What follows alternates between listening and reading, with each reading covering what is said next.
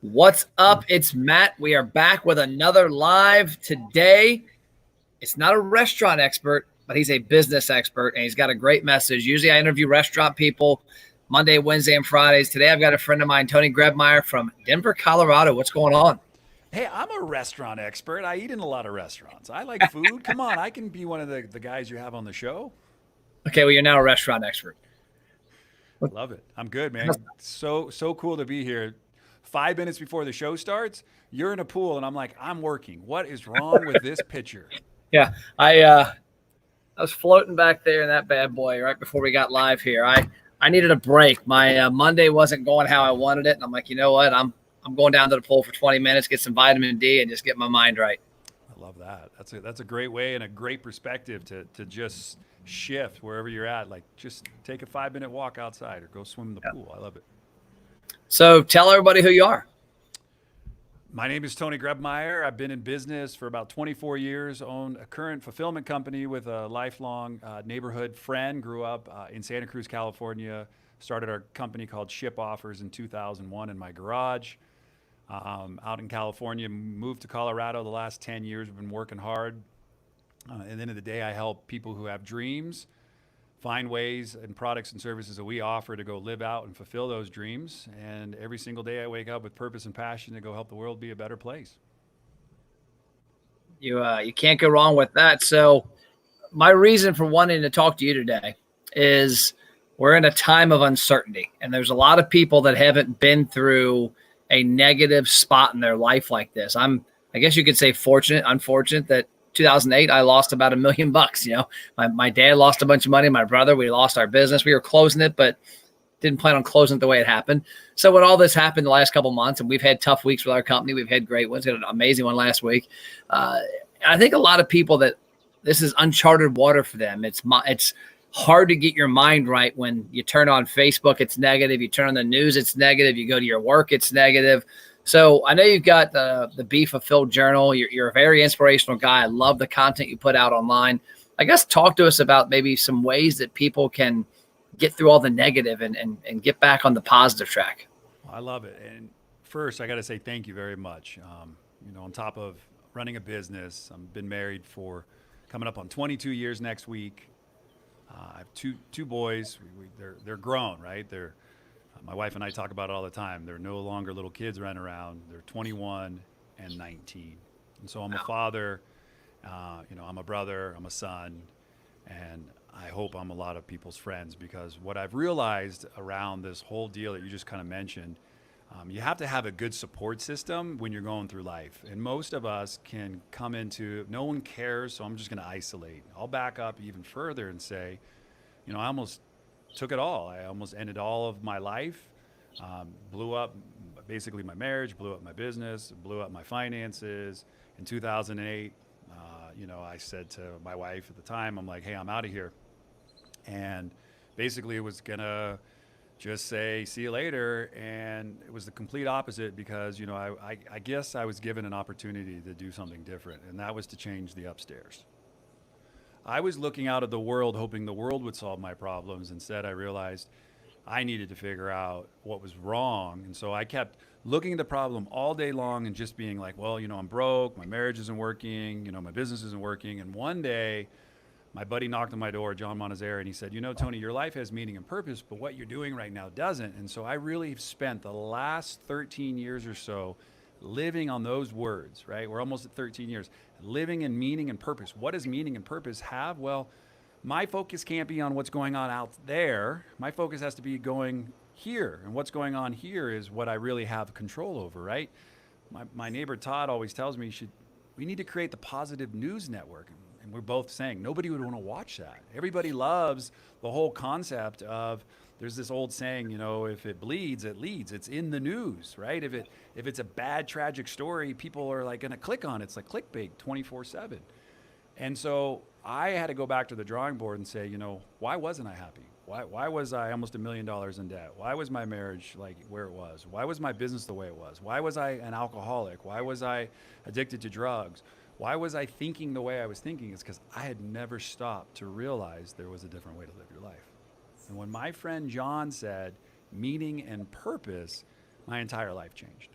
I sat for 45 minutes, listened to him. A few minutes later, a pastor buddy of mine came and says, you know, Tony, I have a vision for you.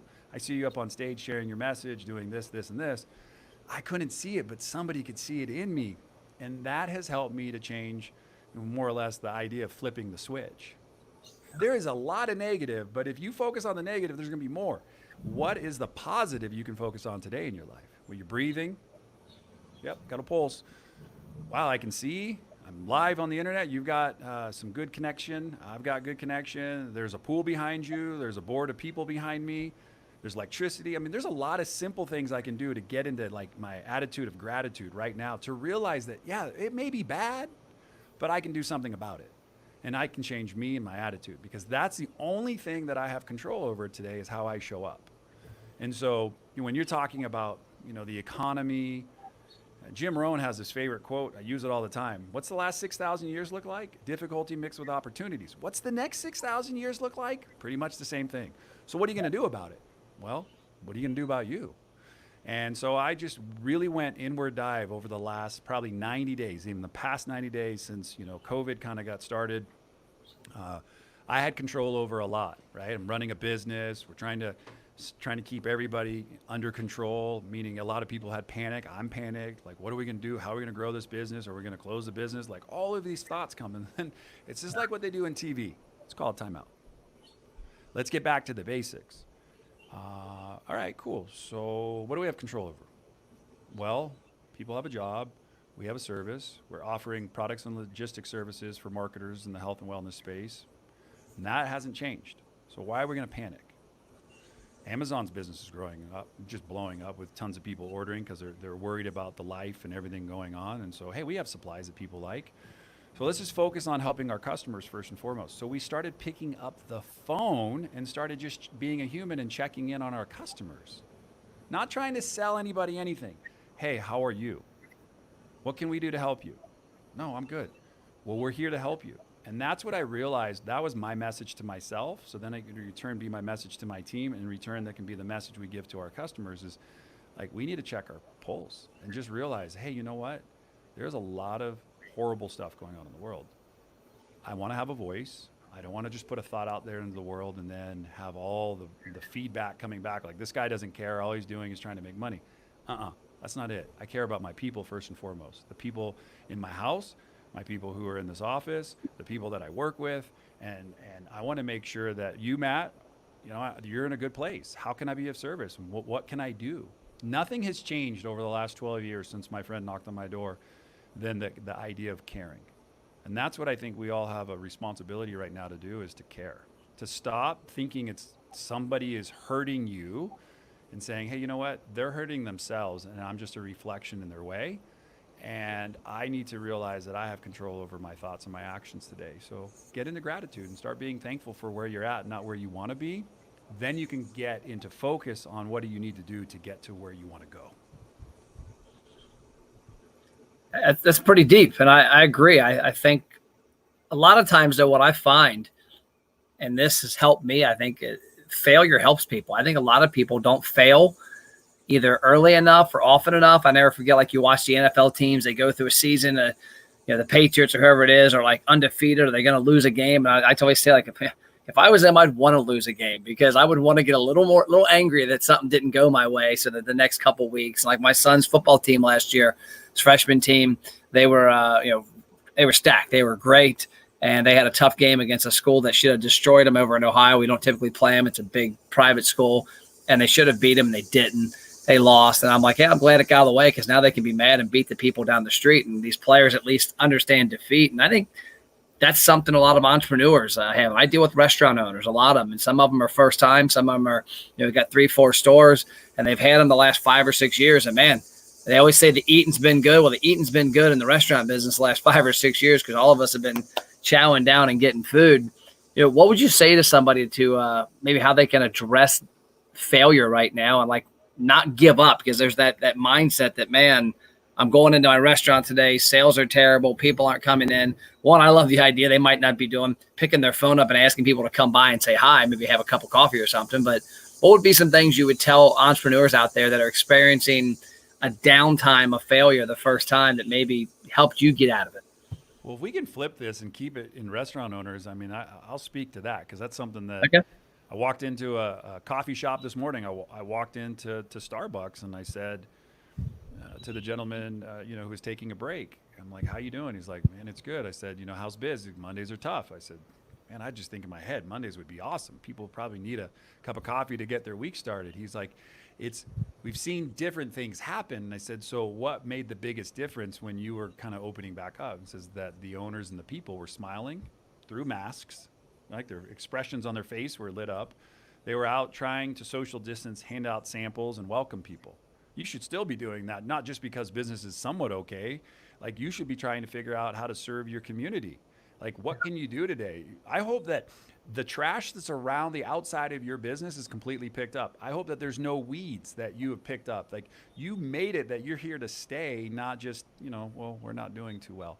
Like, people need to see you working and hustling, and they need to see you sharing a positive light and a message. Like, if you have a restaurant or a store, you should take to social media. You should be using what Matt talks about all the time. You should be making videos and sharing them with your community. You should be tagging yourself and trying to get into local community Facebook groups and trying to get to the Board of Chambers. And you should be trying to figure out how you can spread a message. You're like, we're here. We're trying to do everything we can to tell our customers and the people around us, hey, come on in, check out what we're doing.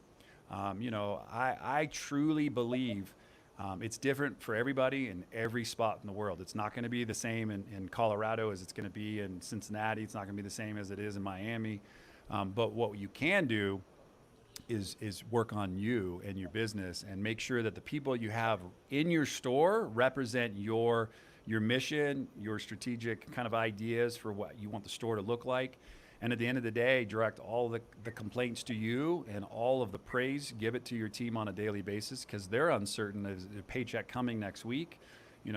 What's going on in their world? Like, care a lot about them too. That's something that I think business owners need to do more of, is care about the people. We got a gentleman who just started here less than a month ago, and normal operations is you take the day, you don't get paid, right? And so I was talking to the HR director, and we're like, no, he's getting married. Like, in these uncertain times, let's be certain of one thing: he doesn't have to worry about taking a day off to go get married. We'll pay for him. We were making a joke, like, you should be answering emails when you're going down the aisle, but just trying to be positive and light. And you should have seen the look on his face. He's like, whoa, thanks. Like, that was unexpected. We got the opportunity right now to do that. We should. So what are you doing for the patron who comes in and says, hey, I haven't been here a while, how you doing? Well, here's your food, have a great day. You're like, thank you so much for stopping by. It really means a lot that you checked us out. I hope you like your food. If you have any questions, I put my number in a card. Feel free to call me when it's convenient. I'd love to know how you're doing. Hope we can improve the experience and have you back as a customer. That's a gold mine of knowledge, because you're exactly right. I think the mindset of most businesses, including myself, if I was running a restaurant, might be, okay, we got to sell a bunch a day. We got to get the bills up. We got to beat yesterday. We got to do this.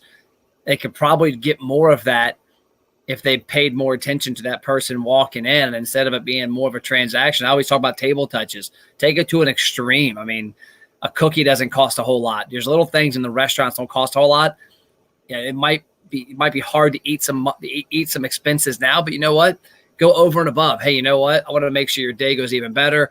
I'm going to go ahead and throw in a cookie here, because I think everybody loves a chocolate chip cookie, and I want to make sure you're happy, make sure things are good. Exactly what you said there. Try to start that conversation.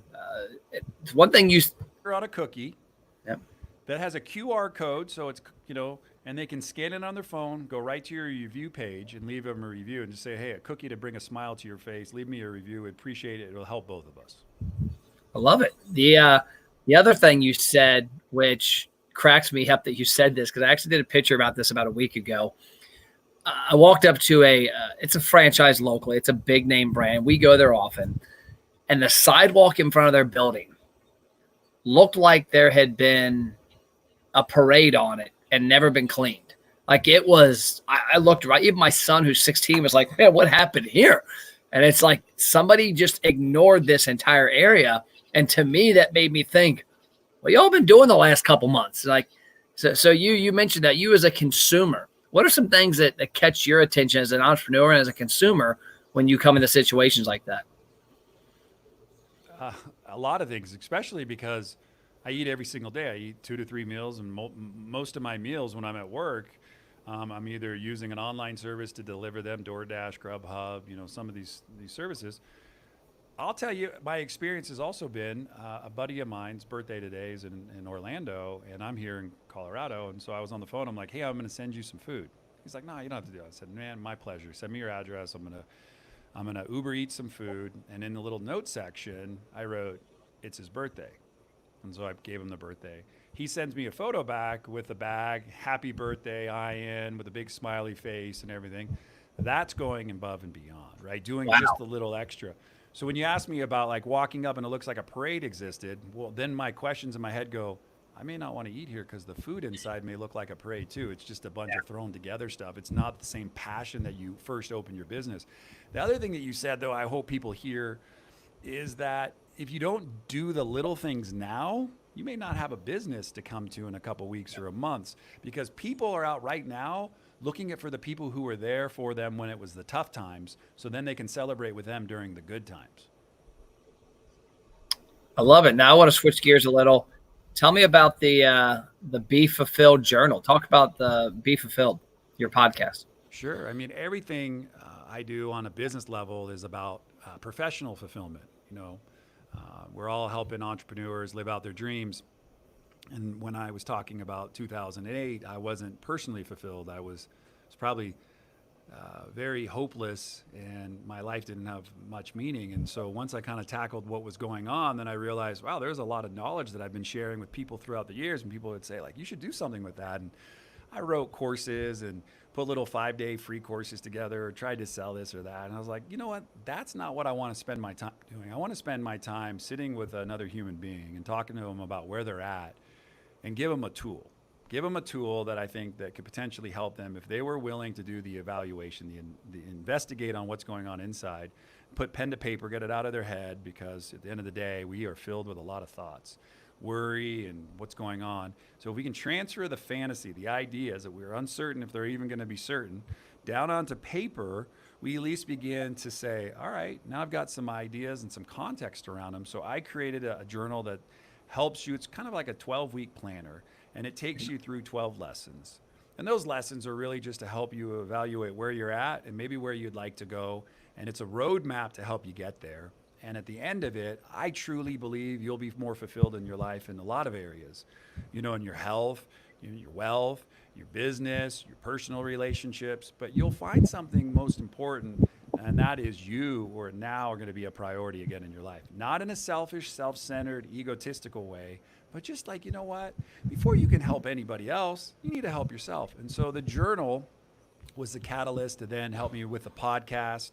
Really, I had the podcast, but the journal became this essence of a tool behind the scenes. You've been a guest on the podcast. And it's just really to help entrepreneurs realize they're not alone in this journal, in this journey, or wherever that in their life, that there's people like myself and Matt rooting for you to help you get to that next level. And it's just a tool. It's just something to get you up. And, we're in the midst of a complete rip apart rebrand. I realized there were some things I wanted to do, and a lot of entrepreneurs sit on an idea and never act. And I was a believer. I'm like, Ian, the guy who I bought lunch for today, has a little saying that goes, version done is better than version none. So with that mindset behind it, I was like, hey, this is going to be like the 4th iteration of the journal, and it just keeps improving. And now we're going to completely blow it up, probably even change the color of it, and keep doing it, because that's where I have so much fun. And that's what I do on a personal level, is help people to find personal fulfillment. Professional fulfillment's pretty straightforward. I don't know if you buy a franchise, have a franchise, whatever it may be. Like, you're just at a high level going, hey, it's cool, we sold numbers, we made so much money today, blah, blah, blah, blah, blah. But if you don't ever take a day away from your job, you never spend any time with your family, you never float in a pool, all you do is work, that's your identity, and that's not cool. If you never have a chance to spend your money or enjoy your life because you're always worried about everything, that needs to change. And so this journal is just something that can help you on your journey to kind of make your priorities what they need to be again and get yourself a life. And I think that a lot of people, I've always said this, and I truly, truly, truly believe this, that all bad happens for a reason. There's always good that comes out of bad. And when our boat dealership, when it went through us. We were going to sell it. We had everything lined up. The economy collapsed in 08. We went from $1,400,000 July of 07 to 48 grand July of 08. Lost a ton of money, but out of that came, I saw the vision of how I could move forward, being no employees, no big structure, no banks breathing down my neck. And that was some promises I made to myself, but also the ability to focus on more of what I like to do, which was hang out with my kids. I told somebody the other day, I said, I feel kind of guilty about this whole COVID thing. I said, because it's actually been good for me. My son was going in to play football. This is going to be a sophomore year coming up. And he was going to be lifting weights with the football team all spring. And I enjoy lifting weights with him. Well, we have a weight room in our house. And so guess what happened when COVID struck out? We've had, for most nights the past few months, we've had 3 to 5 kids here. His good friends, they don't go anywhere else. They go to their house, our house. We lift weights, we run. They'll be here at 7 o'clock tonight. We'll work out for almost an hour and a half. I work out with them. I teach them. But I've got to see my son grow and do things. Like, that's what fulfills me, is those opportunities. I think what I used to be, the Matt Platt 5-6 years ago, would have felt guilty coming down here and jumping in a pool at 3:30 on a Monday. I'm like, oh, I got to do this for a client. I got to do this. But I realized I got to do something for Matt. If I don't take care of Matt, Matt can't take care of Cole. And if I can't take care of Cole, I'm not fulfilling my duty as a dad. I think you're spot on. And I've watched a lot of the posts of your kid running up and down the street, pushing weight, moving around. And the cool thing is you're there to spot them while you can. Because there's going to be a day when they're going to go away.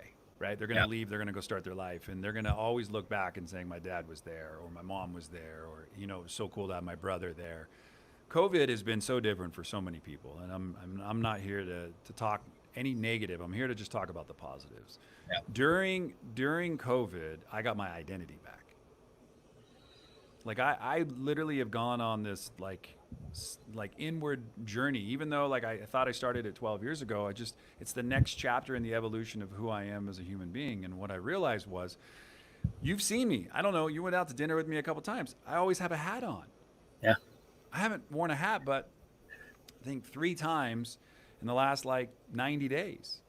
And I lost a bunch of weight, got my health as a priority again, just finished 75 hard, and I'm working on the next phase right now, which is phase 1 of 30 days of another intense part of this program.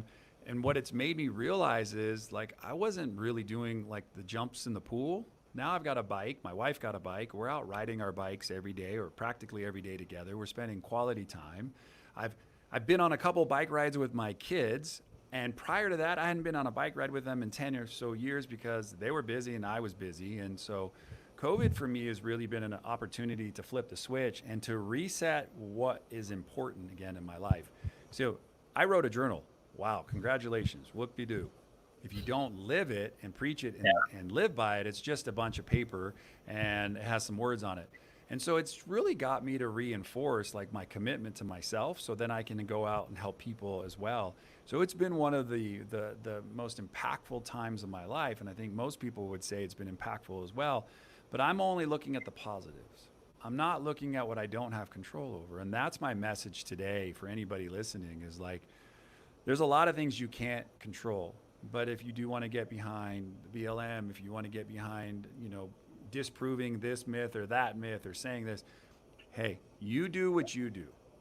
I just know what I needed to do was to be there for my wife, to be there for my kids, to come and help lead a company, to be a soundboard for my friends who are uncertain about these times. And I can't do all of that. For me, I have a higher power. I believe in God. I tap in every single day and make sure that I'm good so that I can go be a conduit for good to transfer through me. And that's how I live my life. That's how I try to show up. I don't have all the right answers. I just do know one thing, like Jim Rohn says, the last 6,000 years, difficulty mixed with opportunities. There's going to be that ahead.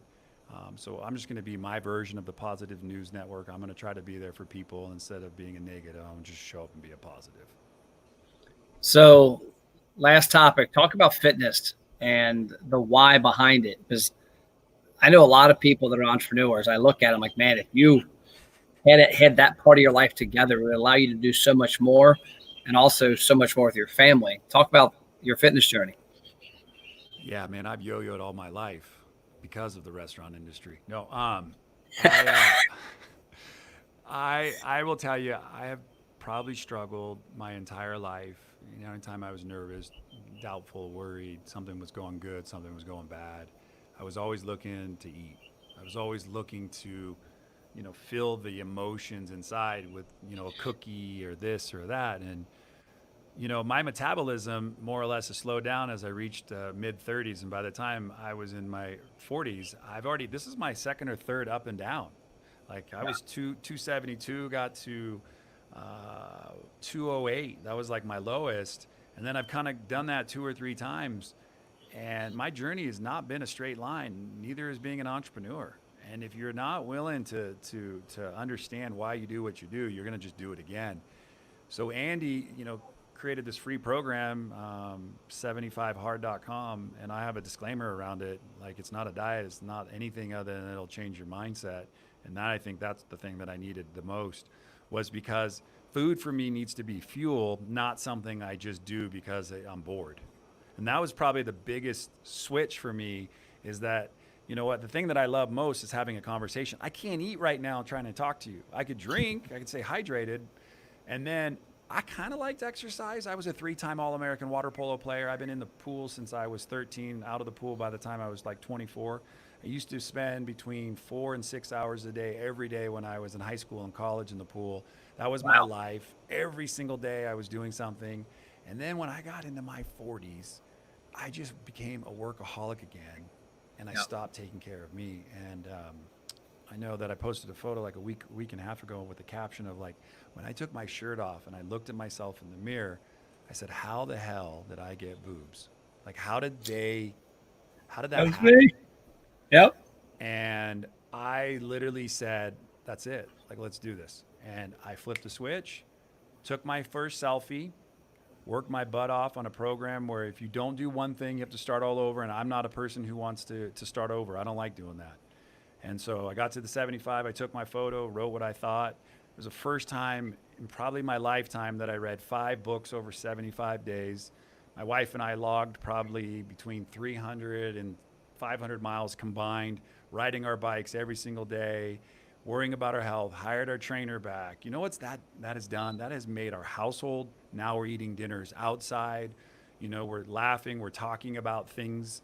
It's not necessarily about food, but it's like we're now both in the kitchen and laughing, having a good time, my wife and myself. It's a reflection. Then your kids see it. They kind of make better choices. My health became number one. Our company's doing a health initiative, and I've stayed true to getting on the scale at least once or twice a week for the work thing and trying to be, a person who's living what he's preaching. I got to tell you, man, if I would be probably, because the doctor told me late last year, early this year, that I was a candidate for basically type 2 diabetes, that my levels were so bad that I probably had to do some lifestyle change.